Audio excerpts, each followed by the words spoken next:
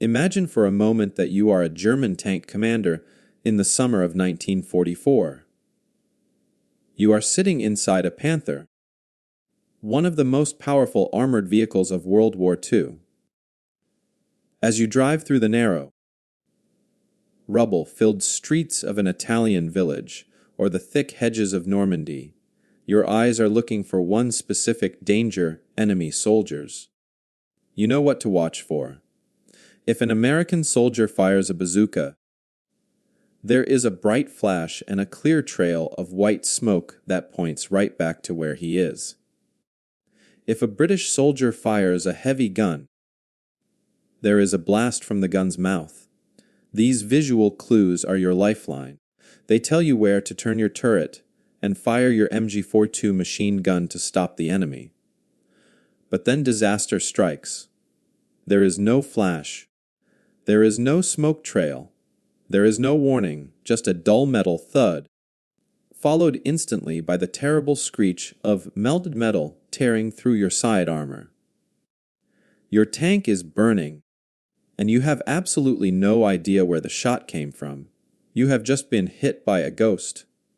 This ghost was not a high-tech super weapon. In fact, to the soldiers who had to carry it, it looked like a piece of scrap metal taken from a plumbing site. This is the Projector Infantry Anti-Tank, better known as the PIAT. On paper, the PIAT was a disaster. It was heavy, incredibly awkward to carry, and used a massive, basic steel spring that required huge effort to load. It kicked like a mule, often leaving Canadian soldiers with massive bruises on their shoulders after a single shot. The troops often cursed it, making fun of its crude design compared to the sleek American bazooka. And yet, here lies one of the greatest puzzles of World War II weaponry. While the Allied troops complained about it, the German forces from the Wehrmacht to the elite Waffen SS came to hate and fear this weapon with a passion. Why? Because, unlike the rocket-powered weapons of the time, the spring-loaded PAT did not give away its position. It was the ultimate ambush predator. In the hands of the Canadian Army, who used it with aggressive creativity, from Ortona to the Scheldt, this piece of junk became the silent nightmare of the German Panzers. To understand why the PIAT was such a unique threat, we must first clear up a common mistake. When looking at footage of World War II, it is easy to group the PIAT into the same category as the American bazooka or the German Panzerstreck. But technically speaking, they are entirely different beasts. The bazooka and the Panzerstreck were rocket launchers. They were basically hollow tubes designed to guide a rocket-powered grenade. When the trigger was pulled, a rocket motor ignited, sending the projectile flying. The PIAT, however, was not a rocket launcher. It was a spigot mortar. Its heart was not a rocket motor, but a massive, powerful steel mainspring, a piece of engineering that looked like it belonged in a truck suspension rather than an infantry weapon. The mechanism worked more like a gigantic explosive crossbow. Here is how it worked. Inside the weapon was a heavy steel rod or spigot held back by that massive spring. When the trigger was pulled, the spring released, driving the spigot forward with tremendous force into the tail of the bomb. This impact set off a propellant cartridge inside the bomb's tail. The explosion launched the projectile forward, while simultaneously kicking the heavy spigot backward to recompress the spring and load the weapon for the next shot. It sounds clever, but in practice, it was a beast to handle. The spring was incredibly stiff. To load the weapon manually for the first shot required 200 pounds, 90 kilograms of pressure. This was not a weapon you could easily prepare while lying down in the mud. A soldier often had to stand up, place the butt on the ground.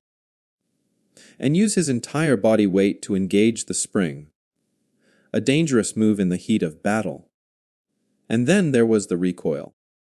Because it relied on a heavy mechanical spring and a contained explosion, the recoil was punishing. Canadian veterans often joked that they deserved an award just for firing it. If a soldier didn't hold it tightly against his shoulder, the kickback was strong enough to cause severe bruising or even dislocate a collarbone. It was a weapon that hurt the user almost as much as it hurt the target. However, this crude shoulder bruising mechanism provided the one tactical advantage that the Germans came to despise. Rocket launchers like the Panzerstreck created a massive backblast. When a German soldier fired a Panzerstreck, a jet of flame and gas erupted from the rear of the tube. This backblast did two things.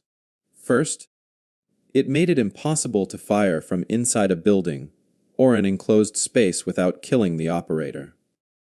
Second, it kicked up a massive cloud of dust and smoke, instantly revealing the shooter's position to every enemy tank and sniper in the area. The PIAT had no backblast, because the explosion happened inside the bomb's tail and was absorbed by the spring mechanism. There was no jet of flame shooting out the back. There was no giant puff of white smoke. There was no muzzle flash. This meant a Canadian soldier could lie in the tall grass, fire a shot, and remain completely invisible. More importantly, as the war moved into the tight urban ruins of Italian and Dutch cities, this mechanism allowed the PIT to be fired from inside small rooms, something the German anti-tank teams simply could not do. While the German engineers made fun of the PI-80's primitive design, the German tankers on the receiving end learned a hard lesson. A crude weapon that you cannot see is infinitely more dangerous than a sophisticated one that reveals itself. If the open fields of Normandy were dangerous for tanks, the narrow rubble, choked streets of European cities were a death trap. And it was here in the claustrophobic nightmare of urban warfare that the PI-8 truly shone, and where the German forces began to truly despise it. Nowhere was this more evident than in the Battle of Ortona, often called the Stalingrad of Italy. This was a brutal close, quarters fight where Canadian troops fought house to house, room to room against elite German paratroopers. In this environment, the German anti-tank teams faced a critical limitation. If a German soldier wanted to fire a Panzerstreck at an approaching Canadian Sherman tank, he had to step out into the street or at least stand in an open doorway. Why? Because of that deadly backblast we mentioned earlier. If he fired from inside a small room, the pressure wave reflecting off the back wall would kill him instantly or turn the room into an inferno. The Canadians, however, had the P8. Because the P-AT had no backblast, a Canadian soldier could set up an ambush position deep inside a ruined building. He could lie flat on a dusty floor 5 meters back from a window, hidden in the shadows. When a German Panzer rolled down the street, blindly swinging its turret, the Canadian could fire through the window frame without exposing himself. The tank crew would hear the impact, feel the explosion, but see nothing. No flash from the window, no smoke, just a silent strike from the dark. This capability turned every window, every cellar vent, and every hole in a wall into a potential kill zone. It forced German infantry to check every single building thoroughly, slowing their advance to a crawl and bleeding their morale. But the PAT had another quirk, that the Canadians mastered its trajectory. Most anti-tank weapons fired in a flat, high-velocity line. You pointed at the tank and the rocket flew straight to it. The PIAT, being a spigot mortar, fired a heavy projectile that traveled relatively slowly in a steep arc. At longer ranges, it fell like a stone. While this made hitting a moving target at 200 meters incredibly difficult, in a city it became a unique advantage. The P-8 could be used for indirect fire. Canadian troops quickly realized they could tilt the weapon up and lob the bombs over obstacles, much like a mortar. Was a German machine gun team hiding behind a stone wall or a pile of rubble. A flat, firing bazooka couldn't hit them, but a skilled PIAT gunner could lob a high, explosive bomb over the wall, dropping it right on top of the enemy's heads. This versatility meant the PIAT wasn't just an anti-tank weapon. It was a pocket artillery piece. It could blast open doors, collapse walls to create mouse holes, a tactic the Canadians perfected in Ortona to move between buildings without entering the streets, and destroy sniper nests. For the German defenders, this was infuriating.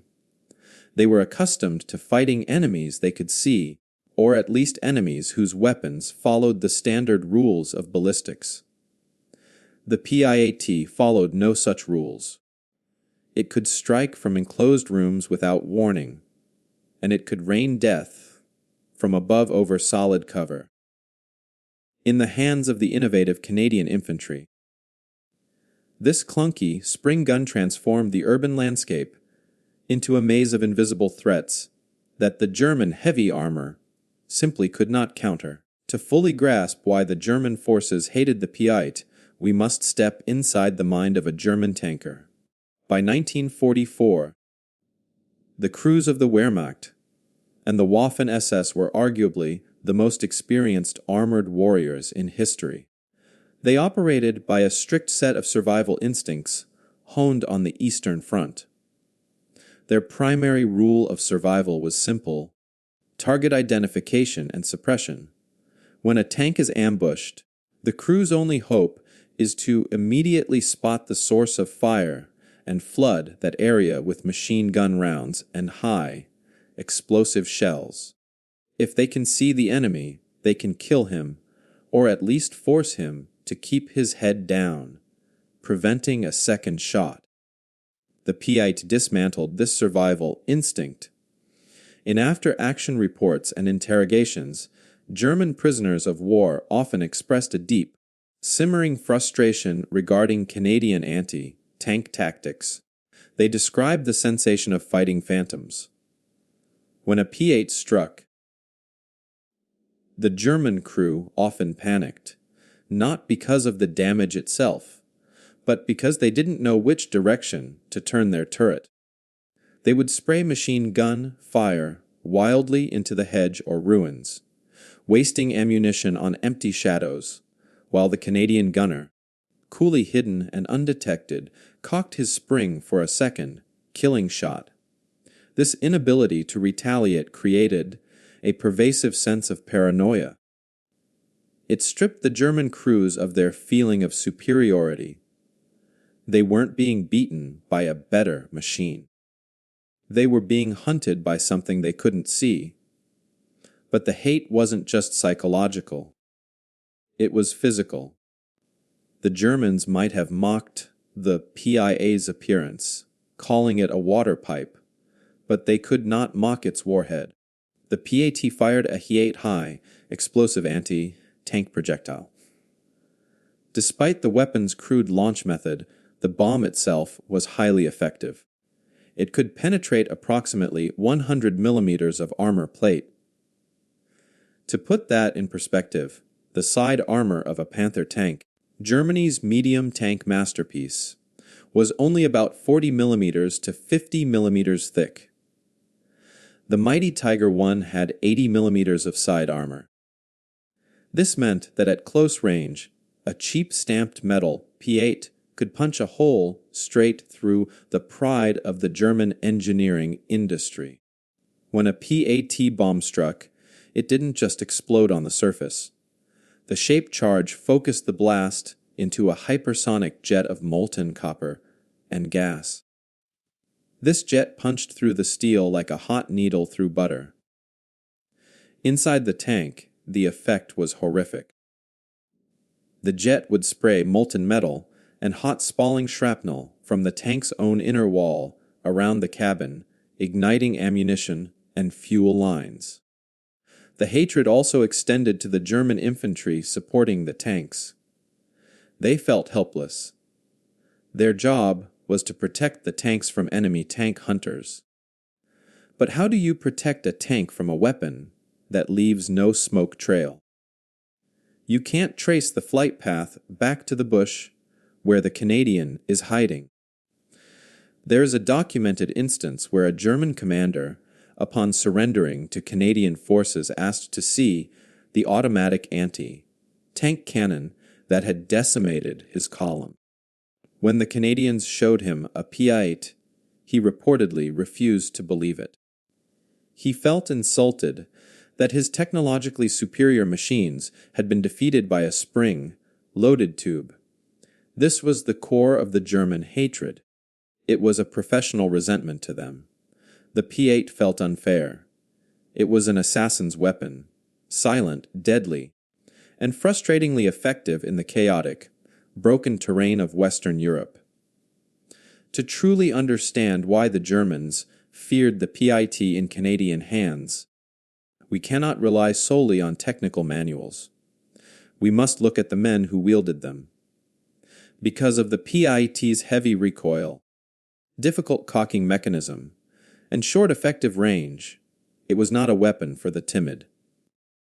It required nerves of steel, and no soldier exemplified this gritty courage more than Private Ernest Smokey Smith of the Seaforth Highlanders of Canada. On a rain-soaked night in October 1944, Smith's unit had crossed the River Savio to establish a fragile bridgehead. They were cut off, outnumbered, and digging into the mud. Suddenly, the distinct roar of Maybach engines pierced the storm. 3 German Panther tanks, supported by self-propelled guns and infantry, were advancing to crush the Canadians. A Panther tank is a terrifying beast. Its frontal armor is nearly impenetrable to most Allied weapons. To kill it with a PIAT, you cannot shoot from 200 meters away. You cannot shoot from 100 meters away. You have to get close. Suicidally close. As the lead Panther clanked down the road, sweeping the area with machine gun fire, Smokey Smith did not retreat. He grabbed his P8. While his comrades held their breath, Smith waited in a roadside ditch. He let the 45-ton monster approach until it was practically on top of him, a distance of just 30 feet, 10 meters. At that point, blank range, the German crew had no chance to spot him. Smith rose, leveled the heavy weapon, and squeezed the trigger. Thump. The shaped charge warhead slammed into the Panther's side, crippling it instantly. But the battle wasn't over. 10 German infantrymen riding on the back of the tank scrambled off and attacked Smith. Showing incredible ferocity, he dropped the P8, picked up his Thompson submachine gun, and killed 4 of them, driving the rest back. Later in the night, another tank attacked again. Smith waited. Again, he used the darkness and the PIAT's silent launch to his advantage. He fired again, forcing the second tank to retreat. For his actions that night, Smokey Smith was awarded the Victoria Cross, the British Commonwealth's highest honor for valor. His story illustrates the ultimate paradox of the PIAT. It was a weapon that soldiers loved to hate.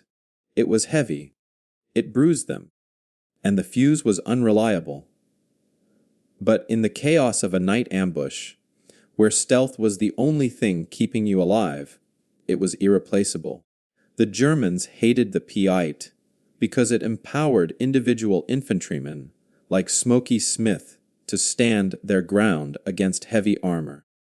It turned the confident advance of a panzer division into a tentative, fearful crawl where every shadow in a ditch could be hiding a Canadian with a spring, loaded pipe, and a heart of iron.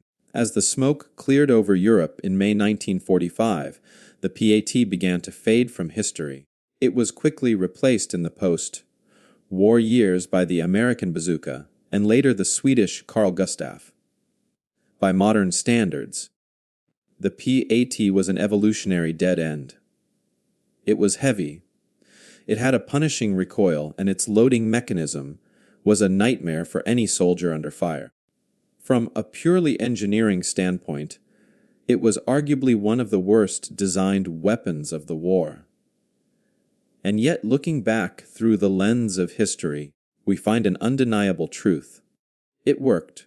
The German Wehrmacht, a force that prided itself on technological superiority, on Tiger tanks, V2 rockets, and jet fighters, found itself constantly frustrated by a simple steel tube and a spring.